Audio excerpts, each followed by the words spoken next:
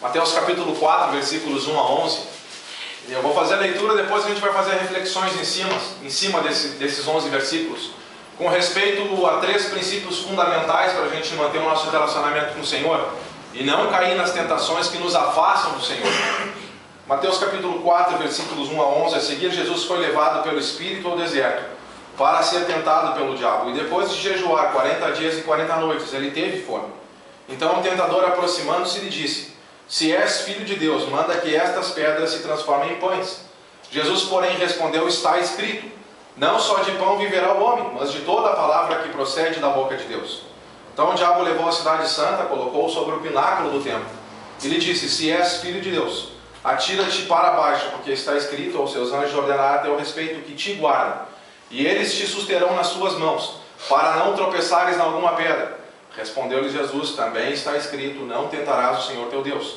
Levou ainda o diabo a um monte muito alto, mostrou-lhe todos os reinos do mundo e a glória deles, e lhe disse: tudo isso te darei se prostrado me adorares. Então Jesus lhe ordenou: retira-te, Satanás, porque está escrito: ao Senhor teu Deus adorarás, e só a ele darás culto. Com isto o deixou o diabo, e eis que vieram anjos e o serviram. Para todos aqueles que descobrem a realidade da existência do nosso Deus, porque realmente Ele existe, Ele é o Criador de todas as coisas e se manifesta pela natureza, mas muito mais do que nosso Criador, Ele também é o nosso Redentor. Ele enviou para esse mundo o Filho dele, Jesus Cristo, porque o fato é que todo ser humano que pisa debaixo do sol, infelizmente, escolhe um dia o caminho do pecado, e o pecado nos separa do Senhor. Romanos 3, 23 falou que porque nós pecamos, nós ficamos destituídos da glória de Deus. E falou que todos pecaram. Ele não deu exceção de nenhum homem. E falou também em Romanos 6, 23 que o salário do pecado é a morte. E a morte que nós recebemos foi separação do Senhor. E Ele, na iniciativa amorosa dele, antes que nós procurássemos Ele para pedir perdão, Ele veio na nossa direção para resolver a situação relacional. Ele poderia ganhar a discussão, Ele poderia condenar todos nós, porque Ele tinha razão para isso, porque pecamos, mas Ele decidiu não ganhar a discussão, mas restaurar relacionamento. E isso evidencia o amor de Deus. E com esse amor Ele forma essa família amorosa que está diante dos nossos olhos. E todos os homens santos da Bíblia lutavam muito para manter esse relacionamento com o Senhor. Porque todos eles, assim como cada um de nós, na nossa atualidade, na sociedade que vivemos, no tempo em que vivemos, nós enfrentamos tentações como eles enfrentaram. 1 Coríntios capítulo 10, 13 nos informa que não sobreveio tentação que não fosse humana. É próprio do ser humano ter que enfrentar tentações. Mas a palavra declara com sua promessa que Deus é fiel. E Ele nunca vai permitir com que nós sejamos tentados além das possibilidades de conceder vitória para a gente. Porque poder, graça, misericórdia e amor de Deus estão disponíveis para cada um de nós. Olha para Salmo 63 como um exemplo de como os homens valorizavam o relacionamento com Deus. E deve ser que a gente valoriza o relacionamento com o nosso Deus aqui do íntimo. Que do nosso coração, a gente cantou alguns hinos e que a gente estava declarando, assim, com a sinceridade do nosso coração, o amor que a gente tem por Jesus. Senhor Jesus, te amo do meu coração. Depois a gente cantou um hino que talvez fosse novidade para alguns, mas o hino falava que eu te amo, ó Deus, porque tu és o Deus da minha salvação. E Davi no Salmo 63, de certa forma, ele está no deserto. Talvez é o contexto das perseguições de Saul. E ele está afastado do templo, e ele está bastante perseguido. E ele compara a ideia do deserto que está diante dos olhos dele, o deserto real, ao deserto da alma dele, devido à falta que ele estava sentindo do Senhor. Mas, ó Deus, tu és o meu Deus, forte.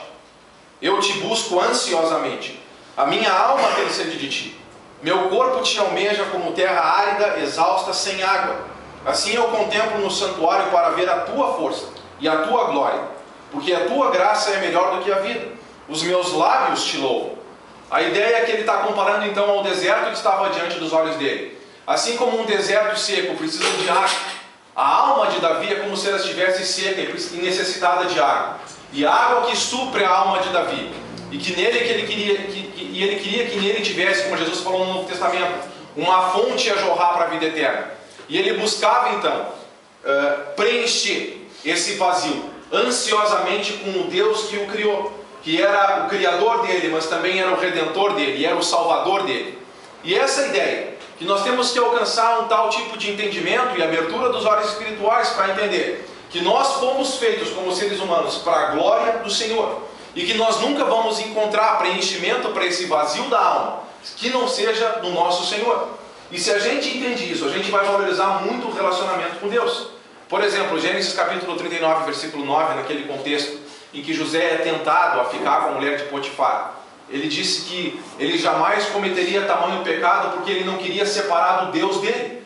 Nota como cada homem santo de Deus, pela fé, enxergava a grandeza do Senhor, o poder dele, o amor, a misericórdia e a graça. E não gostariam que nada, nunca, jamais os pudesse apartar do relacionamento com o Senhor. Agora, esse é o ponto em que nós lutamos. E nessa caminhada existem então as tentações que nós enfrentamos como qualquer ser humano. E do que a gente leu em Mateus capítulo 4, Jesus na condição humana, como cada um de nós, passou por tentações, porque toda a tentativa de Satanás, ele já está condenado. 1 João capítulo 3, versículo 8 nos informa que a queda dele foi devido ao orgulho. E do que ele deseja então, é que ele quer quebrar relacionamento de nós seres humanos com o nosso Deus. E ele vai na nossa caminhada tentar de diversas formas nos derrubar. E Mateus capítulo 4 nos ajuda a ver em Cristo. Cada um de nós aqui decidimos ser discípulos de Jesus Cristo. E como discípulos de Jesus Cristo, a gente olha para Ele, que a gente segue os passos dele, que a gente olha a mente e o coração. E olhando mente e coração, a gente vê o comportamento que ele tinha diante de todas as áreas da vida.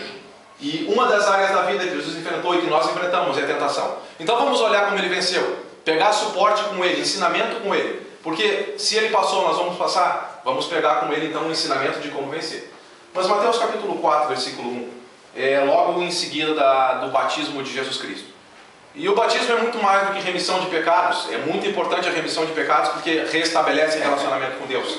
Que a gente também ganha o Espírito Santo que habita em nós e que vai nos conduzir na caminhada, instruindo, fortalecendo, etc. Todas as coisas que a gente já tem falado sobre o Espírito Santo, que não é o assunto de hoje. Mas batismo também, 1 Pedro capítulo 3, versículo 21, é o compromisso ou o comprometimento com o Senhor. Que no momento do batismo a gente está fazendo um compromisso de ser fiel ao Senhor na nossa vida. A partir do momento em que a gente foi para as águas do batismo e sepultou o velho homem, desistir da ideia orgulhosa de eu conduzo minha vida, reconheço que preciso de um pastor, de instruir a minha vida sem ele, sepulta o velho homem e ressuscita para uma nova vida. Nessa nova vida o Senhor é meu pastor, ele me guia. E Jesus tinha feito esse compromisso com Deus nesse sentido no batismo. Ele fez um compromisso de ser fiel aos propósitos de Deus que havia enviado ele para o mundo. O compromisso de glorificar o Senhor na vida dele. E o compromisso da missão principal de salvar a humanidade. De amar os homens, de restaurar os homens. De no final da vida dele realmente ir para aquela cruz e derramar o sangue dele. E esse compromisso ou esse comprometimento que Jesus fez nas águas do batismo vai ser logo em seguida aprovado já com as tentações. E não é o que acontece com a gente? Que a gente faz um compromisso, que a gente tem o comprometimento de servir ao Senhor, que a gente firma a palavra com Ele, mas logo já vem o inimigo e tenta realmente quebrar esse nosso compromisso e quebrar o nosso relacionamento com Deus. Mas a gente já pegou a lição. Nós amamos o Senhor e nós nunca queremos que nada jamais nos afaste dele. Então vamos olhar para Cristo e ver como Ele venceu. Mas Ele foi impelido pelo Espírito ao deserto para ser tentado pelo diabo. E depois que Ele jejuou 40 dias e 40 noites, logicamente Ele teve fome, ser humano. Nós teríamos também fome. Então, a fome aqui representa a crise pela qual Cristo está passando. E nessa crise em que Ele está passando, versículo 3, quem se aproxima é Satanás, ele é representado aqui como o tentador. Aproximando-se, lhe disse: se és filho de Deus. E aqui está uma das primeiras táticas de Satanás, colocar em dúvida a palavra de Deus. Vamos sempre confiar nas coisas que Deus diz referente às instruções que Ele nos traz. Porque se a gente lembra no momento do batismo, se a gente pega um pouco em cima em Mateus capítulo 3, mas no momento em que Jesus foi batizado, os céus se rasgaram e o Espírito desceu como pomba sobre Jesus. E naquele momento, uma voz do céu afirmou: tu és o meu filho amado, em ti me comprazo.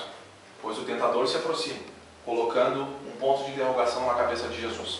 Se tu és mesmo o filho de Deus, então prova. É o problema.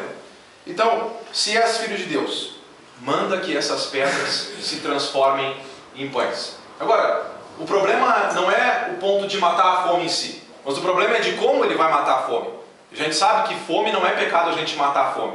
A gente tem que matar aquilo que está nos matando muitas vezes. Pega um prato de comida, come e mata a fome mesmo.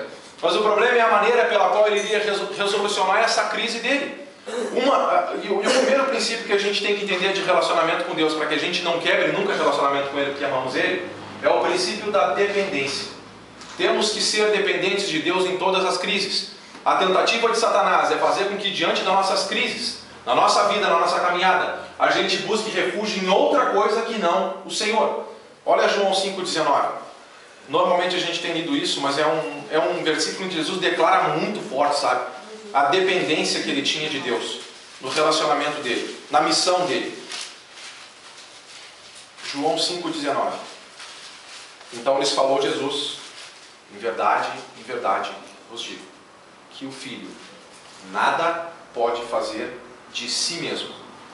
Olha, ele não quer ser independente. Ele quer ser sempre dependente de Deus. Ele não faz nada de si mesmo, senão somente aquilo que ele vê o Pai fazer. Porque tudo o que o Pai faz, o Filho então, na dependência do Pai, semelhantemente vai fazer. Em João 5,30 ele usa a mesma ideia, que ele não julga por ele mesmo, ele julga da forma que ele ouve o Pai ensinar ele.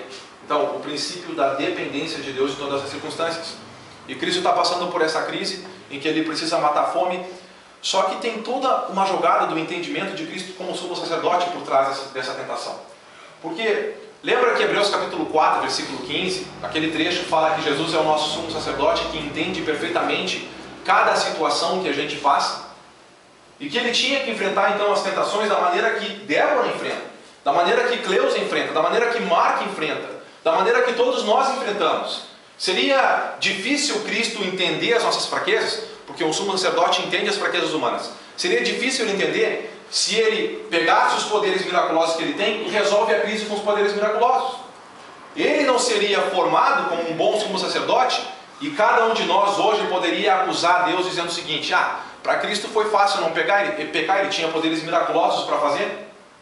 Então, essa é a questão que está envolvida por trás. Além da questão, logicamente, dessa questão do agir de maneira independente, de não esperar em Deus o suprimento da resolução da crise. Se a gente pega, por exemplo, o Salmo capítulo 11 como um exemplo disso. Salmo capítulo 11, no Velho Testamento. Davi está enfrentando alguma crise. Talvez de novo, a gente não sabe exatamente qual é o contexto, mas talvez de novo seja a circunstância das perseguições ferozes do rei Saul contra ele. E alguns amigos próximos de Davi, provavelmente, eles estavam tentando encorajar Davi. Boa intenção no encorajamento, mas não é encorajamento que vinha da parte do Senhor. E Davi mostra para eles a resolução firme que um homem que espera no Senhor deve ter. Ele diz assim, Salmo capítulo 11, versículo 1: No Senhor me refugio. Como, pois, dizeis a minha alma? É o conselho dos amigos. Como, pois, dizeis a minha alma, foge como um pássaro para o monte? Davi não consegue conceber a ideia de o exército de Saul com os inimigos estão chegando para me pegar e eu tenho que achar a resolução de fugir para um monte, longe dos inimigos. O conselho dos amigos, eles diziam o seguinte, versículo 2: Porque eis aí os ímpios, armam um arco, dispõem a sua flecha na corda, para as ocultas dispararem contra os retos de coração. Os ímpios estão em maioria, eles têm um grande exército. Davi, a coisa mais coerente é sair fugindo para longe deles. E versículo 3: Destruindo os fundamentos da terra. O que pode um justo fazer nessa circunstância é que ele está sendo perseguido pelos inimigos. Davi, versículo 4, dá a resposta: O Senhor está no seu santo templo. Nos céus tem o Senhor o seu trono. Os seus olhos estão atentos, as suas pálpebras sondam os filhos dos homens. Ele prova o justo e o ímpio, mas ao que ama a violência, sua alma aboena. O Senhor está do lado de Davi, e ele não aceita de nenhuma forma um bom conselho de encontrar um refúgio longe do Senhor, para longe do monte dele. E monte sempre representa no Velho Testamento fortaleza. Ele não aceita encontrar uma fortaleza diante da crise fora do Senhor. Ele está dizendo com olhar de fé: o Senhor está no templo, Ele é o meu auxílio, e nele eu vou ter a vitória diante da crise. Diante das crises, nas tentações da nossa vida, do que a gente precisa, igreja, é depender do Senhor. Porque com a força e com o poder dele, tudo é possível. Mas nós somos muitas vezes tentados a agir de novo de maneira independente do Senhor. Eu vou resolver as coisas da minha forma, geralmente e sempre dá em queda. Não é geralmente, mas sempre dá em queda. Mas quando nós buscamos o Senhor, a vitória chega. porque o Senhor é conosco e com seu poder Ele nos sustenta. E foi o que Cristo respondeu em Mateus capítulo 4, versículo 4. Jesus, porém, respondeu para Satanás: está escrito, não só de pão viverá o homem, mas o homem vive de tudo que sai da boca de Deus. Davi, ele está vivendo, Jesus nesse caso aqui, está vivendo na esperança da promessa de Deus, que sempre nos guarda no meio das crises. Ele não vai, do ponto de vista dele mesmo, resolver essa situação de maneira independente da vontade de Deus. Ele vai esperar o Senhor, e o Senhor vai suprir para ele. É a mesma ideia da crise da vida de Jó. Depois que ele perdeu a família, os bens, etc., no capítulo 1, ele continuou servindo ao Senhor. Capítulo 2, Satanás tocou inclusive no corpo dele, foi permitido, da planta dos pés até a cabeça, a coceira terrível que ele tinha que se coçar com um caco de vidro. A esposa olhou para ele e disse o seguinte: mas tu ainda permanece a tua integridade com o teu Deus? Ela disse o seguinte conselho para ele: abandona esse Deus e morre. Jó não queria jamais se separar do Senhor. Ele disse o seguinte: tu está falando como uma doida. Eu vou receber o bem de Deus e não vou receber o mal também? Em tudo isso, não pecou Jó com os lábios dele, mostrando a dependência do Senhor em qualquer circunstância, seja na alegria, seja na crise. O Senhor é conosco. Os homens de Deus viveram assim, Jesus viveu assim, e nós como igreja, no contexto da vida atual, vivemos assim também, na dependência do Senhor. A segunda tentação, o diabo leva Jesus a uma cidade santa, coloca ele sobre o pináculo. Eu estou em Mateus capítulo 4, versículo 5, e diz para ele: se és o Filho de Deus, atira-te daqui para baixo, porque está escrito: aos seus anjos ordenará a teu respeito para que te guardem, e eles te susterão nas suas mãos para não tropeçar em alguma pedra. Respondeu Jesus: também está escrito: não tentarás o Senhor teu Deus.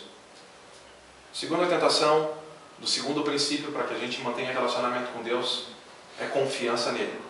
E confiança plena e total. Uma fé total. Não coloca nunca o Senhor à prova. E vocês veem que na primeira tentação Jesus não respondeu ela com nenhum poder miraculoso, diferente da gente. Não temos, ele também não agiu com os poderes miraculosos. A maneira que ele venceu a primeira tentação é a maneira com que cada um de nós pode vencer. A palavra enchendo no coração. Salmo 119, versículo 11. Guarda no meu coração a tua palavra, para não pecar contra ti. Jesus tinha a palavra firme no coração. Satanás tentou, ele respondeu com a palavra fortalece. 1 João capítulo 2, acho que no versículo 14, fala que jovens, vocês têm vencido o mundo e o maligno, ou vocês têm vencido o maligno, porque a palavra de Deus permanece em vocês. Quando a palavra de Deus permanece em nós, a gente vence então as batalhas. Mas Satanás é astuto. Ele é astuto e ele conhece a palavra de Deus. E por isso a importância de a gente conhecer a palavra de Deus no contexto. Faça da palavra de Deus a sua principal amizade. Porque na palavra de Deus ele está conversando contigo. Amizade com a palavra de Deus é amizade direta com ele. Crie intimidade com Deus. Conheça a palavra completamente no contexto, porque o teu inimigo conhece. E se ele conhecer mais do que tu, é provável que por causa da astúcia dele, ele vai tentar tirar a palavra do contexto para te derrubar. E ele tentou fazer isso com Jesus Cristo. Ele levou Jesus à cidade santa, colocou ele sobre o pináculo do templo e disse para Jesus, de novo colocando em dúvida: se tu é mesmo filho de Deus, então atira-te para baixo. Porque para os filhos de Deus, Satanás citando o Salmo 91, está escrito em Salmo 91, aos seus anjos ordenará teu respeito para que te guardem, e eles te susterão nas suas mãos para não tropeçares em alguma pedra. Ele então tira o Salmo 91 do contexto e aplica para que Jesus possa cair na tentação de: ele está usando a palavra, então ok, então está tranquilo, então eu vou pelo caminho que ele está me indicando. É um perigo. O problema aqui é que o Salmo 91 é um salmo de um homem que confia plenamente no Senhor, independente das circunstâncias. E se a gente confia plenamente no Senhor, independente das circunstâncias, a gente não precisa provocar alguma situação para ver se Deus é verdadeiro no caráter dele, na verdade que ele expressa na palavra. Se nós confiamos no Senhor, nós vamos viver tranquilamente dia a dia, sem precisar provocar a situação para provar: Senhor, eu quero ver se é Deus mesmo, viu? Eu vou me atirar na frente do Coab, que vem lá de cima. O Coab vem lá de cima da restinga lá, eu vou perto do Coab, às vezes está atrasado. Ele vem lá de cima, 100 por hora, na descida da cavalhada ali. Vai lá o cristão: quero ver se Deus me cuida mesmo. Se atira na frente do Coab, meu amigo, vai morrer. Sabe? A gente não precisa colocar Deus à prova.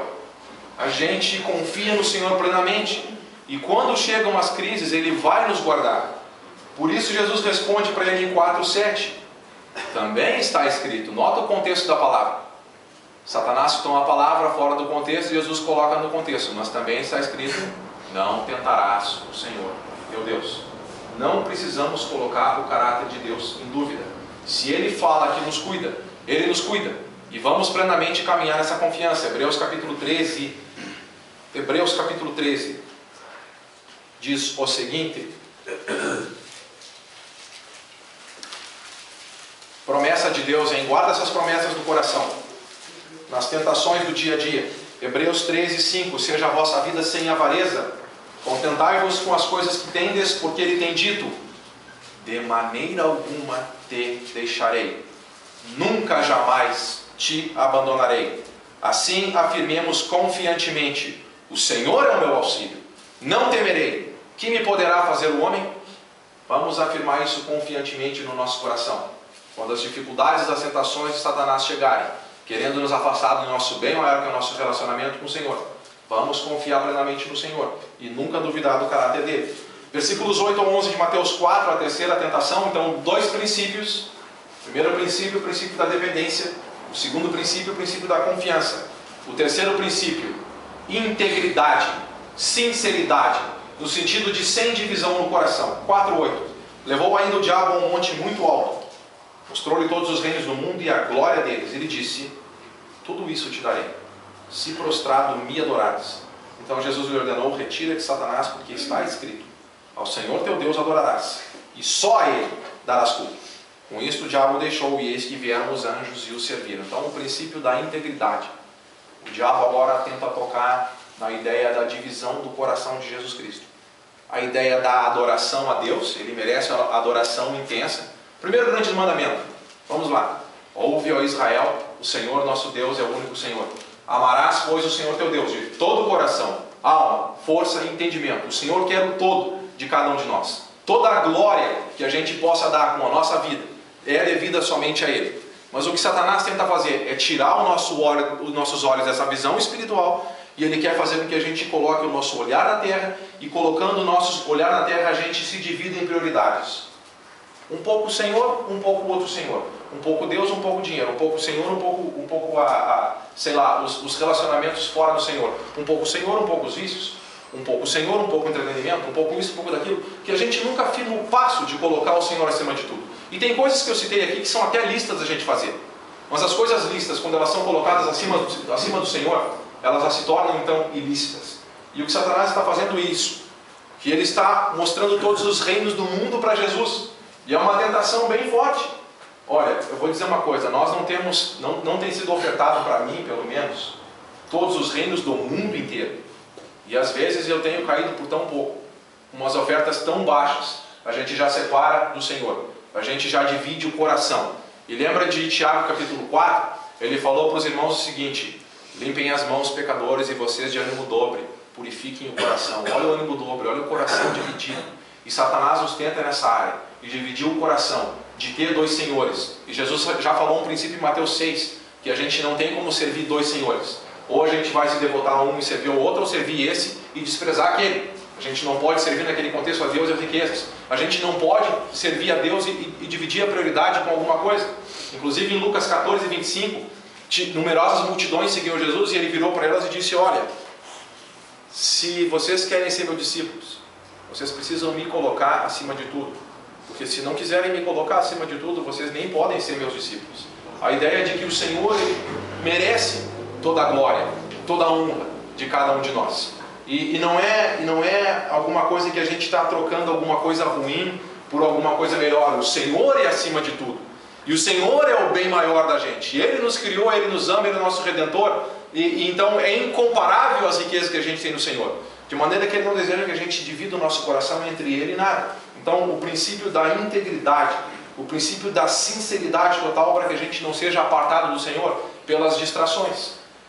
E nota que o que o diabo tinha falado para Jesus, em capítulo 4, na segunda tentação, é que os anjos cuidam de Jesus, se ele se atirasse do pináculo do templo, tirando do contexto.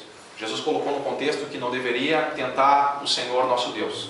E porque nesse contexto específico da vida de Jesus, dá para ver que ele foi um homem que confiou completamente no Senhor e na palavra do Senhor. O que aconteceu no versículo 11 é que os anjos realmente vieram agora e serviram Jesus Cristo. E ele foi vitorioso nas tentações. Jesus passou pela condição humana como cada um de nós passou. E ele foi vitorioso em todas as tentações. Além de falar sobre os princípios, eu quero falar duas coisas fundamentais para encerrar essa mensagem, para que cada um de nós seja vitorioso nas tentações que nós enfrentamos, porque amamos o Senhor e nós não queremos nos separar dele. Queremos crescer cada vez mais com o relacionamento com ele e entrar no céu, que é a grande esperança que nós temos. Primeiro, a gente já falou um pouco. Meus queridos, meus amados, leiam a palavra do Senhor todos os dias. Ela fortalece vocês para a batalha. Dessa palavra tem vida. Dessa fonte tem poder, para que nós sejamos homens e mulheres inabaláveis, que crescemos na glória do Senhor e nos tornamos cada vez mais a imagem e semelhança dele. Segundo princípio, Hebreus capítulo 5, versículo 7. Eu gostaria que vocês olhassem para a face do Salvador, porque o nosso Salvador, ele tem uma empatia tão grande com a gente, ele é tão simpático com ele tem uma simpatia tão grande quando nós estamos enfrentando dificuldade, porque ele enfrentou. Eu quero dizer que ele entende que nós enfrentamos. Mas eu gostaria que vocês entendessem também, olhando para a face do Salvador, porque olhando para ele aqui em Hebreus 5, 7, eu me vejo muitas vezes, e eu sei que vocês vão se ver nesse versículo 7. Para Jesus, o relacionamento com Deus era algo tão grande que ele não queria nunca jamais se apartar do relacionamento com Deus. Agora, ele tomava atitudes para isso. Ele dobrava os joelhos em oração, fincava o rosto dele na terra, orando a Deus. E ele só levantava da oração quando ele estava completamente fortalecido para levantar, virar para a tentação e dizer não. E é do que a gente precisa. Que a gente precisa ser homens e mulheres que estudam a palavra assim, mas precisamos ser homens e mulheres de oração. E se a tentação está forte, e que a gente precisa ficar 1, 2 horas orando, se a gente precisa fincar o nosso rosto no chão em humilhação, vamos fazê-lo. Se a gente precisa se desesperar pedindo socorro a Deus, vamos fazê-lo. Mas nunca vamos querer nos separar do Senhor. Olha para Jesus, olha a face do Salvador aqui. Ele, Jesus, nos dias da sua carne, tendo oferecido com forte clamor e lágrimas, orações e súplicas a quem o podia livrar da morte, e tendo sido ouvido por causa da sua piedade. A face do Salvador, angustiado, desesperado, gritando, chorando. Forte clamor é grito, grito de desespero, chorando desesperado, a luta forte contra o pecado. Mas ele ali, diante do trono de graça de Deus, conversando com o Senhor, pedindo socorro para que Deus pudesse libertar ele, para que ele pudesse levantar da oração convicto, virar para a tentação e com toda a convicção dizer: não, eu amo mais o meu Senhor do que qualquer oferta que você, Satanás, possa me fazer. Eu quero estar com o meu Senhor sempre e para sempre, e nada pode me separar do amor de Deus. Mais é por mim e por toda a igreja do que aquele que é contra nós. Nós temos Deus, nós temos Jesus, nós temos o Espírito Santo, nós temos essa família de Deus que deve crescer cada vez mais no relacionamento íntimo com o outro, se preocupar cada vez mais um com o outro e ajudar cada vez mais um ao outro a caminhar rumo à vida eterna. Satanás com seu exército não é nada se nós estamos alinhados com o exército do Senhor. Senhor dos exércitos é o seu nome, muitas vezes no Velho Testamento. O Senhor dos exércitos é o seu nome. Ele é o comandante das nossas batalhas. E é Ele quem nos dá a vitória. Assim foi para Jesus. Assim vai ser para cada um de nós na igreja dele. Tanto para o nosso crescimento, como indo na direção do mundo e salvando. A batalha das perseguições, a batalha da zombaria, a batalha de nos tirarem de rodas de amizades, etc. Muitos vão se converter, outros não vão se converter. Independente das perseguições que aconteçam, da zombaria, com firmeza, vamos trazer mais pessoas para essa família, porque a mensagem é de esperança, a mensagem é de amor, a mensagem é fazer parte de uma família que junto com Deus está se transformando e caminhando rumo à vida eterna. E sem demora, aquele que vem virá, e como disse Paulo, Maranata, vem Jesus para recolher o seu povo, e vamos viver eternamente com Ele. Amém? Amém. Deus abençoe.